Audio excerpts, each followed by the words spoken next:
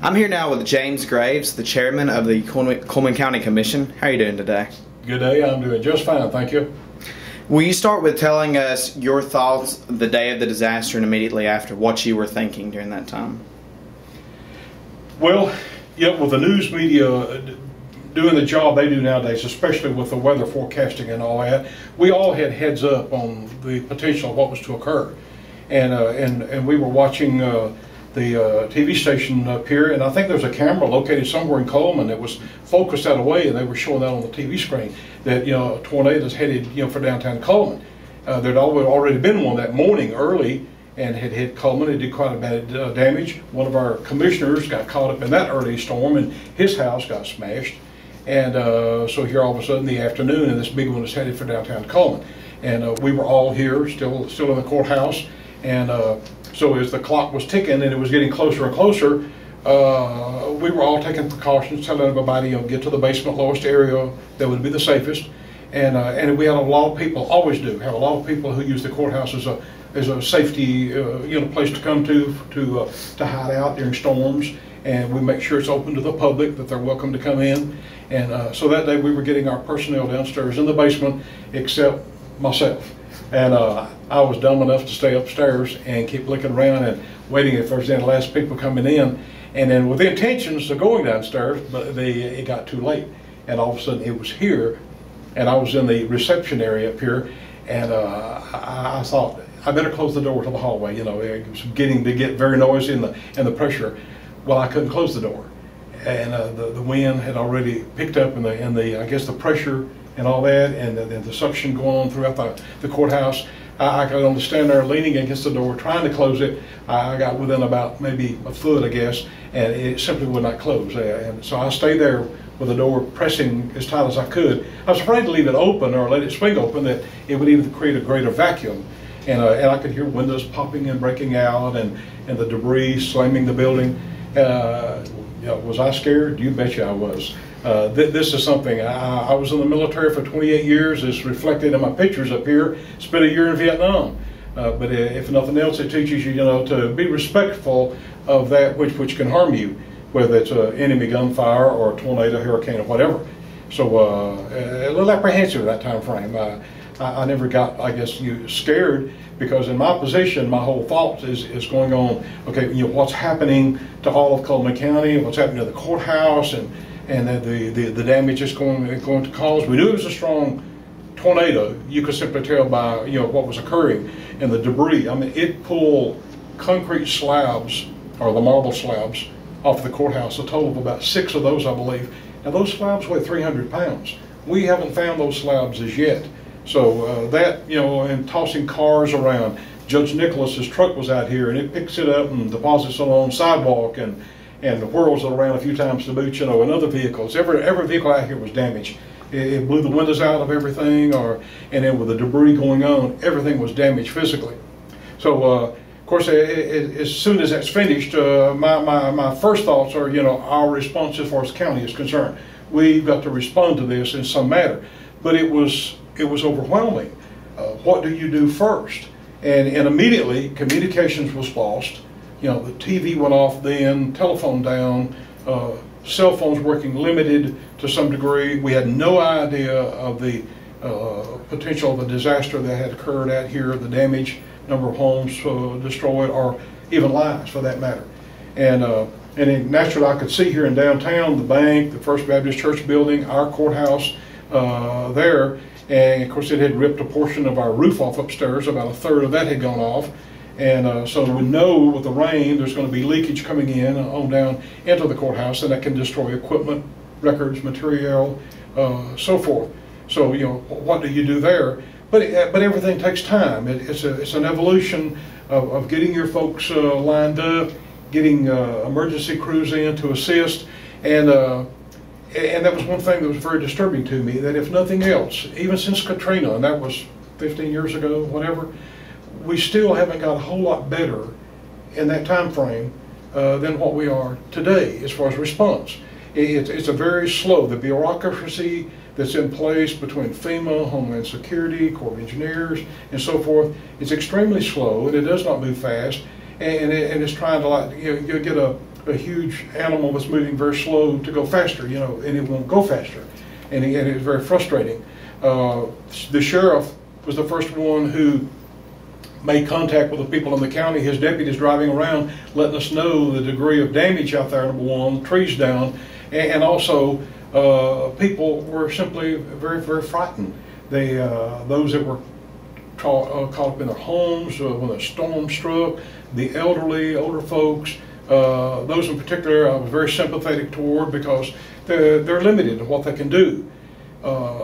And this was on Wednesday the 27th, and then the next day, Thursday, people were, a slight panic was beginning to settle in because of the enormity of the storm and all the damage it had created.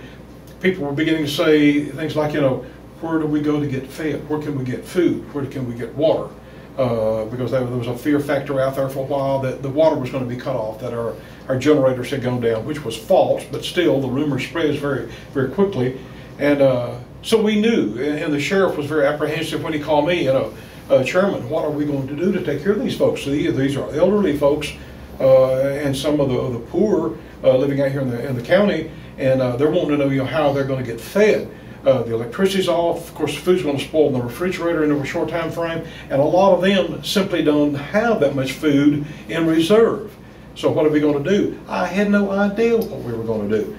Or how we were going to get it in, because who was prepared for such a magnitude? You know, we're used to an occasional tornado coming through Cullman. It touches down and does a little damage, and it goes on, and we have our electricity back in a short time frame, and people can move about. Well, that one that day, which now is categorized as an F4 that hit that afternoon, did such a magnitude of damage, it simply stopped everything. You know, roads were closed, trees were just over power lines, over the roads everywhere.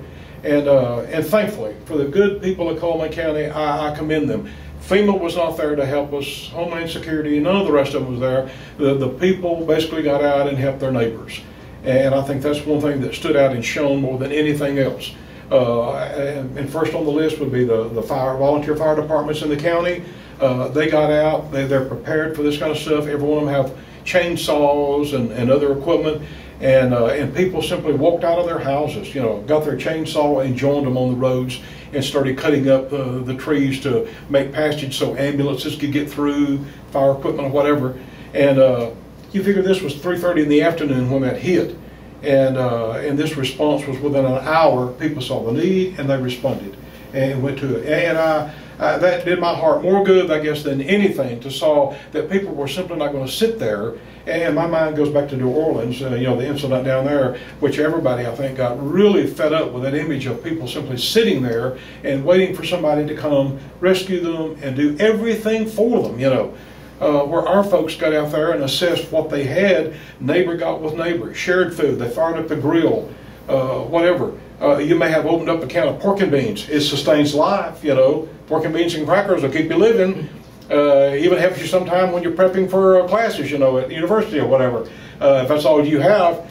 But you make do with what you've got. And then the very next day, the schools decided, Billy Coleman took the initiative, the superintendent, and got approval for all the schools to give away their food that was in the coolers to anyone basically out there who would take that food, cook it, and share it with their neighbors.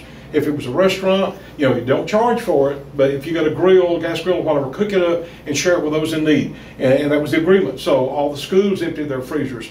People with more than sufficient food in the freezer, knowing it was going to spoil if it lasted too long, they started dragging out of the freezers, getting it out there, sharing it with their neighbors. And by the second, third day, then the grocery stores started opening up on a limited basis.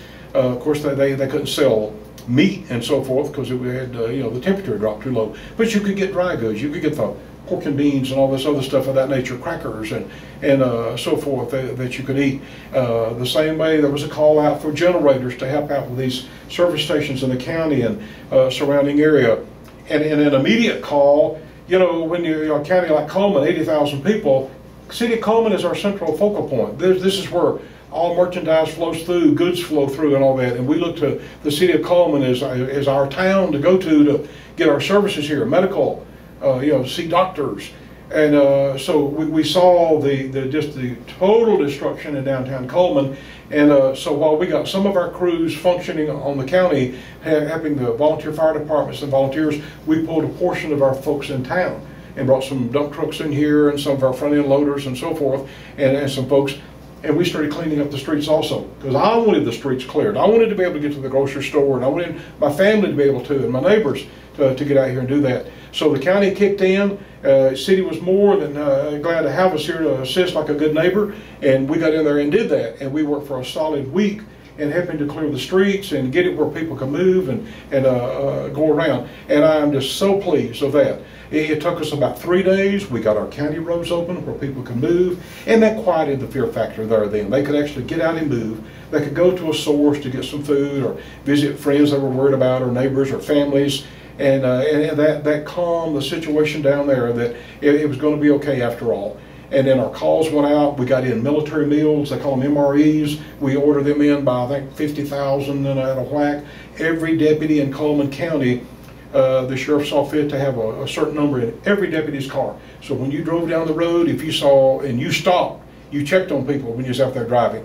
And if they said they were in need, they didn't have anything to eat or very limited, then we gave them the MREs. Again, we'll go back to the pork and beans again. This may not be, steak and French fries, but those MREs are designed to feed you and give you enough nourishment that you will sustain life and keep you functioning. And so at least that was available out there and given to these people. So I would say by the third day, a feeling of it will be normal, it will be okay. Reassured people, they saw what was going on and what was happening, and that we could handle the situation.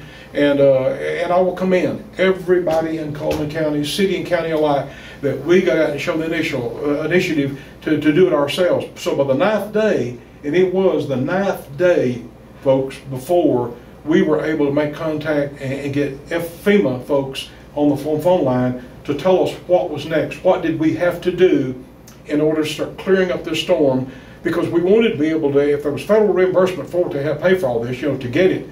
And we had FEMA folks in here by the 2nd or 3rd day, but they were rather worthless. They weren't here to tell us what to do with road debris and what's the format, what you're going to have to do. They were only here for other things, administrative type matters. And we were concerned with the debris. What do we do with the debris? How can we get it up and still get reimbursement for this stuff? And so finally we had to get on the phone and call down to Montgomery and talk to the state EMA to get someone to advise us on what to do, which I thought was very poor, very, very poor. Again, going back to what have we learned since Katrina? Not a whole lot.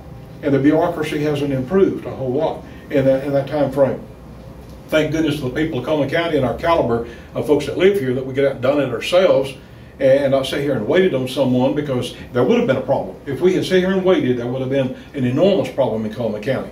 But it seems like folks in other counties were also able, the tornadoes had that same drive, the same feeling, and they all got out there and did the same thing that Cullman was doing. And so I feel wonderful about Alabama. Everybody lives here, the way we handle it. I thought it was very professional, and I commend everybody for it. Is there anything that you'd like to say to the people of Cullman City or Cullman County to just know during this time of devastation and recovery? I'm very optimistic. The mayor, Max Townsend, and I have an excellent relationship. And I can say the same thing about the commission as a whole and the mayor and the city council as a whole. We work great together.